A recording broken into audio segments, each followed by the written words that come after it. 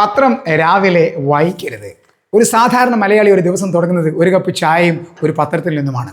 സാധാരണ നമ്മൾ മലയാളികൾ ഒരു ദിവസത്തെ പ്രാർത്ഥിച്ചുകൊണ്ടാണ് സ്വീകരിക്കാറുള്ളത്.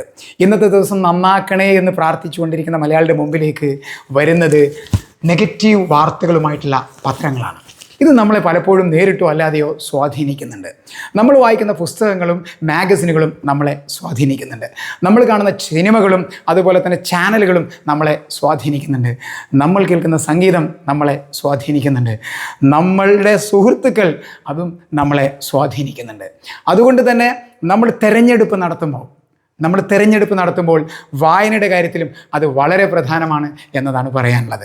പൊതുവേ പത്രങ്ങൾ നമ്മുടെ മുമ്പിൽ അവതരിപ്പിക്കുന്ന പല കാര്യങ്ങളിലും ചിലതൊക്കെ സ്വീകരിക്കേണ്ടതുണ്ട്, മറ്റു ചിലതൊക്കെ തള്ളേണ്ടതുണ്ട്. Reading makes a man perfect എന്ന് ഇംഗ്ലീഷ് സാഹിത്യകാരൻ ഫ്രാൻസിസ് ബേക്കൺ ഒരിക്കൽ പറഞ്ഞിട്ടുണ്ട്.